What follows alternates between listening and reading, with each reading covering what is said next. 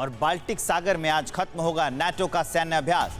5 जून से बाल्टिक सागर में चल रही है मिलिट्री प्रैक्टिस। सैन्य अभ्यास में नाटो के 16 अलायंस और पार्टनर्स ने हिस्सा लिया है। फिनलैंड और स्वीडन ने भी अभ्यास में हिस्सा लिया है।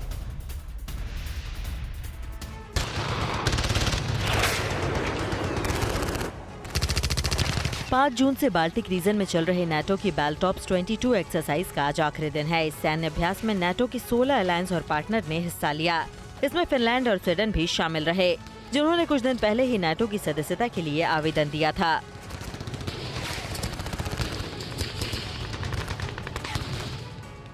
रूस से बढ़ते तनाव के बीच बाल्टिक सागर में बाल्टोप्स एक्सरसाइज में नाटो देशों के 45 से ज्यादा वॉरशिप, 75 से ज्यादा फाइटर जेट्स और करीब 7,500 सैनिकों ने शक्ति प्रदर्शन किया। बाल्टोप्स एक्सरसाइज से नाराज होकर इस बीच रूस ने भी बाल्टिक सागर में सैन्य अभ्यास शुरू कर दिया था।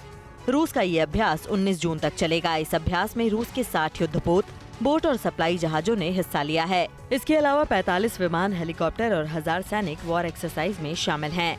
यूक्रेन पर हमले के बाद से ही नाटो देश रूस पर हमलावर हैं और रूस भी नाटो को जवाब देने में पीछे नहीं है। उधर नाटो के 6 देशों में एक रहस्यमयी प्लेन गुजरने से हड़कंप मच गया है। हैरानी की बात यह है कि एयर डिफेंस सिस्टम के रडार पर भी ये प्लेन पकड़ में नहीं था। देखिए ये रिपोर्ट।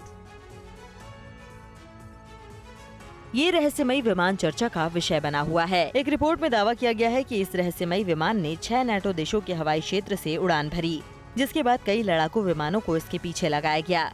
बड़ी बात ये थी कि इन देशों के एयर डिफेंस सिस्टम को इस हवाई जहाज के बारे में मौका रहते कुछ पता नहीं चल पाया और जब जानकारी मिली तो नाटो देशों में हड़कंप मच गया। बताया जाता है कि ये ब्रेजियन विमान हंगरी के डेब्रेसन में एक छोटे से हवाई अड्डे पर ईंधन भरने के लिए उतरा।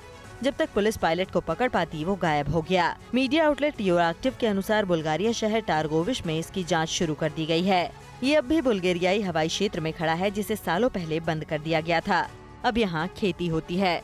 इस रहस्यमयी विमान को पहले हंगेरियन और रोमानियाई वायुसेना ने देखा था, जिसके बाद ये पोलैंड, स्लोवाकिया, बुल्गारिया और लिथुआनिया की वायु सीमा को गुजरता हुआ आगे बढ़ा, जिसके बाद अमेरिकी वायुसेना की 2 F-16, रोमानिया की 2 F-16 और हंगरी की 2 ग्रिपेन लड़ाकू विमानों ने इसका पीछा करना शुरू कर दिया। बताया जाता है कि ये विमान कम ऊंचाई पर उड़ान भरता था, जिसकी वजह से लड़ाकू विमानों की पकड़ में नहीं आता था। यही नहीं, रेडियो संदेशों का भी ये कोई जवाब नहीं देता था। अड़ी सोमवार से शुक्रवार शाम 6 बजे सिर्फ TV9 भारतवर्ष पर।